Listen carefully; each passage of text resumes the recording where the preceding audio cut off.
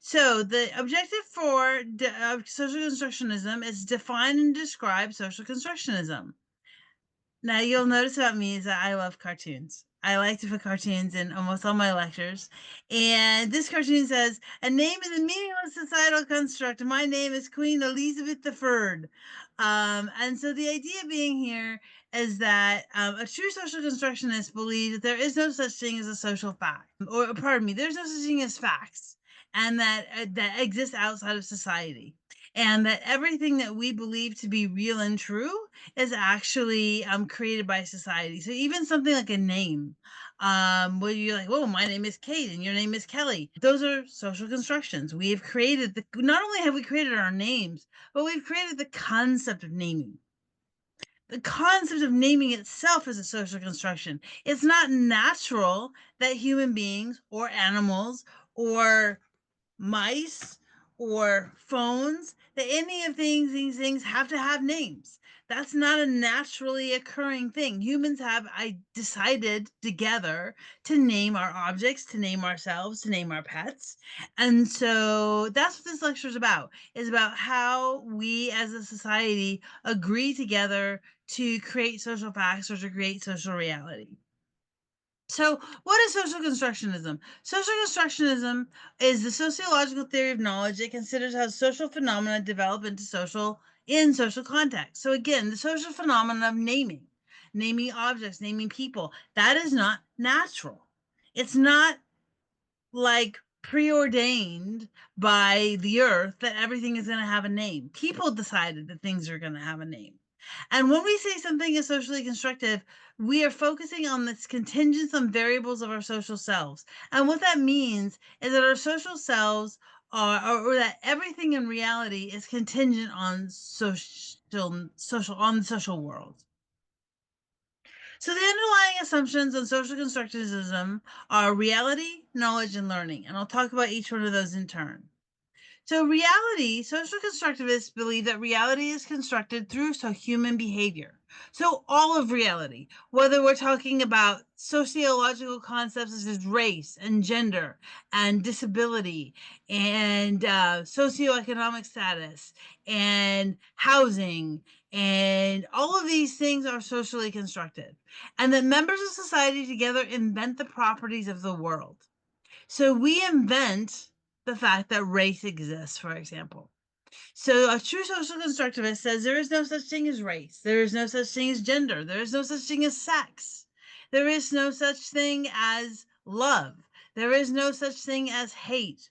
All of those things are socially constructed. And this for the social constructivist, reality cannot be discovered. It does not exist prior to its social invention. So, what that means is, for example, a true social constructivist would say that the moon was never discovered, but the social world invented the concept of the moon. Now that doesn't mean that the moon doesn't exist in some sort of rock form floating around in space, but that humans had to actually invent the idea of the moon, and that at some point in ancient human history they may not have even considered that there was a moon, right? They may have looked into the sky and said, "There's dots in the sky," and they had a different story for what those dots in the sky meant. And then, as we developed as a society, we said, "Well, some of these dots in the sky are stars. Some of these dots in the sky are planets. Some of these dots in the sky are moons." Right? And so, back a million years ago, it was just dots in the sky, and I don't know what Cro-Magnon man thought those dots in the sky were, but likely they didn't say they were planets, moons, and stars. They had different explanations and a different social reality for what those things were. So knowledge. So social constructivists, knowledge is also a human product and is also socially and culturally constructed. So knowledge of science, for example, so the knowledge that we have a moon, or the knowledge that grass grows out of the ground.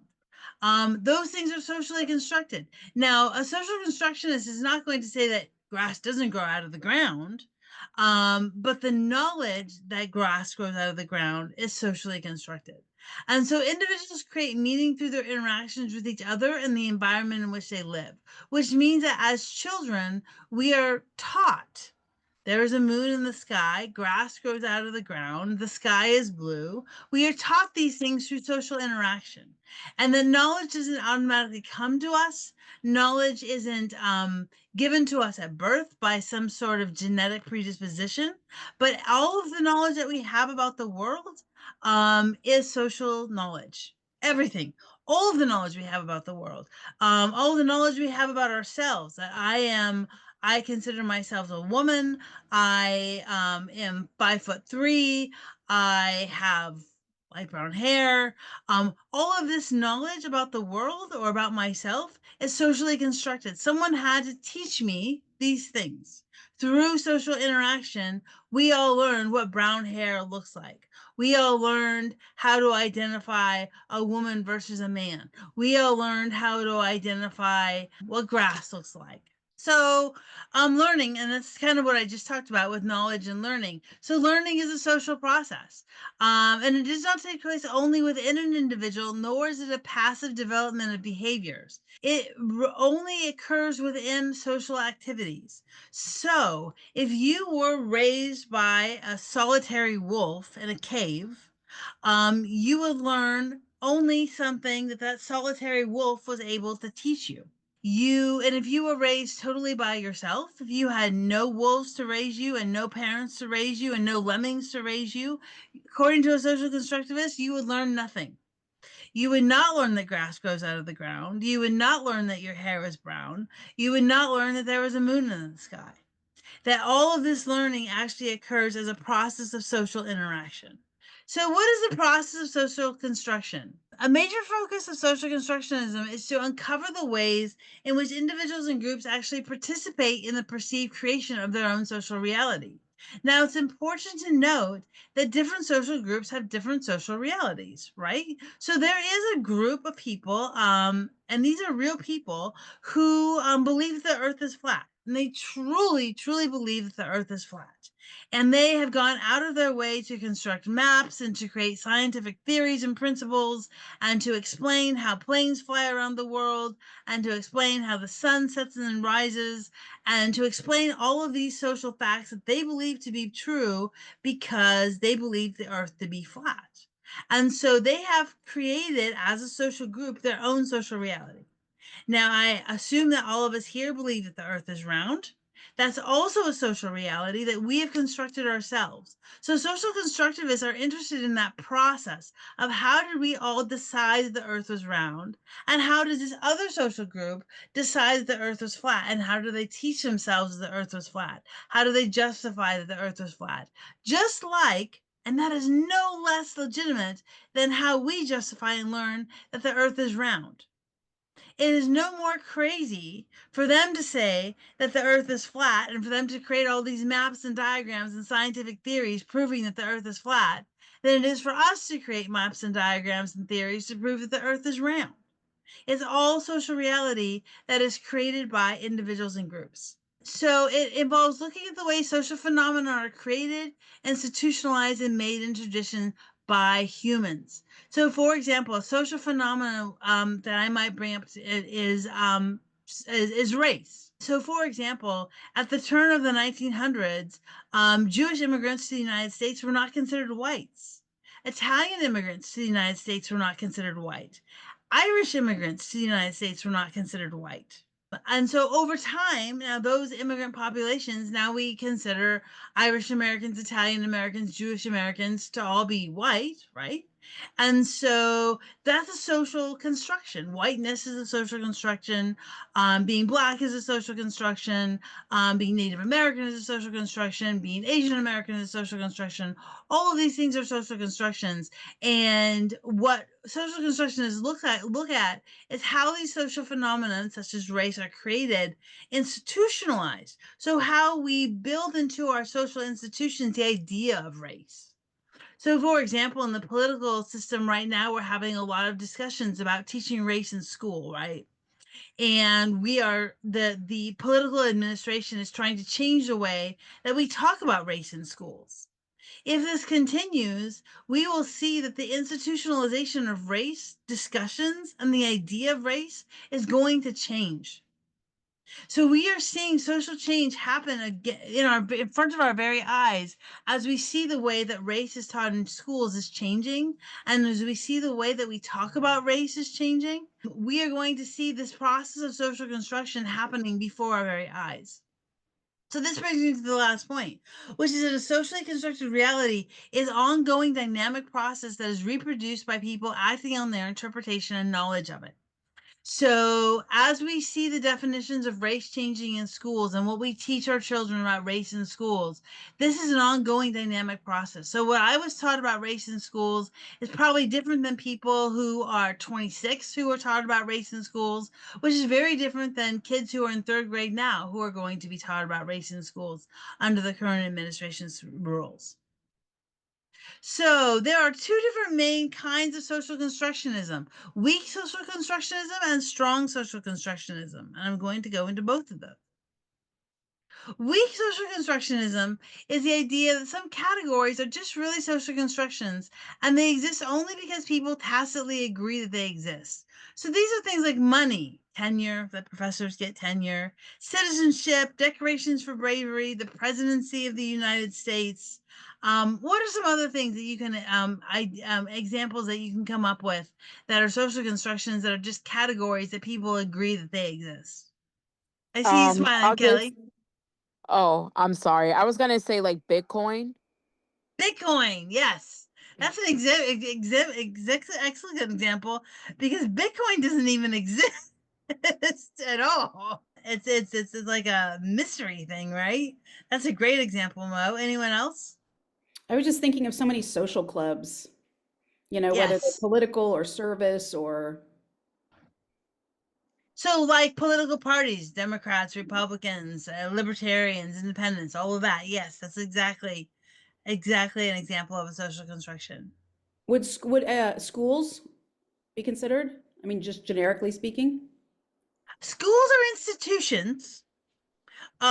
So the idea of a school is more of an institution than a social construction.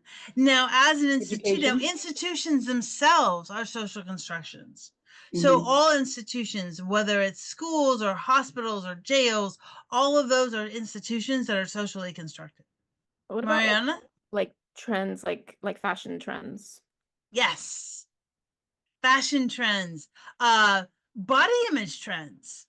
So, for example, in the 15, 16, 1700s, women who were heavier were considered very, very, very beautiful, right? And if you look at the art of that period, women who were larger in size were the most beautiful women. And now we look at women who are very, very thin as being the most beautiful women. So even something as simple as like a beauty standard. And now we have in the male category, we have the idea of a dad bod, right? So a dad bod is a brand new social construction that's only existed in common parlance for what, 5, 6 years, the dad bod. And the idea of the dad bod being a sexy body is a social construction, and it's a new social construction. It didn't exist 20 years ago. No one thought that the dad bod was sexy in the 90s, and now it is. Anyone else? What about Um, money? oh, sorry. Yeah, money is up there. Yes, money for sure. I was gonna mention Congress, legislators. I don't know if that would fall into it. Like Yes. careers. Um, Careers. Yes, absolutely. That's a great example. Careers. So, professors, students, fast food workers, all of those are social constructions. Anyone else?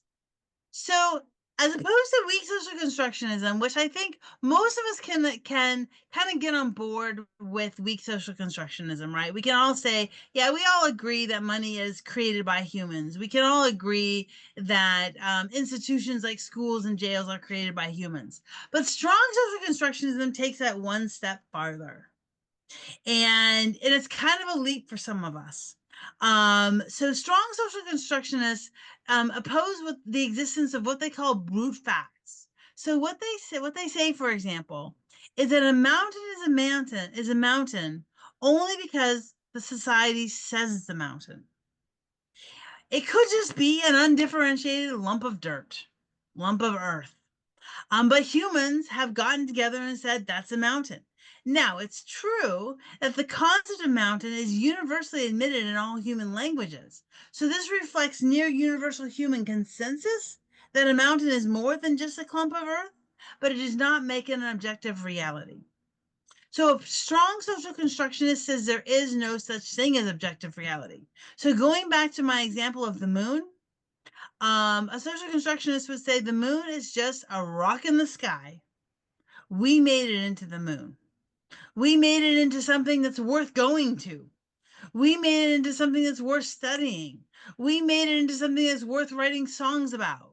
We made it into something that we say controls our moods and controls women's periods, controls the tides. All of these things are social constructions. So this leads to the view that all of reality is a social construction. This is a leap for a lot of people. And it's hard for a lot of people to swallow because a lot of people are like, no, I know for a fact that this teddy bear is real. And I'm touching it, I'm feeling it, it's real. But a true social constructionist would say, no, you only believe it's real because someone has told you that it says not teddy bear, it's a donkey. Someone has told you that this is a donkey and has told you to have an affection to it, has told you that this is the kind of thing that we grow up with and that we take care of when we're little kids and that we have an emotional attachment to. And that without those things, it's just a bunch of cloth. It's just cloth. It's just cloth and stuffing. That's all it is. The fact that it's a donkey that has an emotional attachment that I associate with childhood, that's a social construction.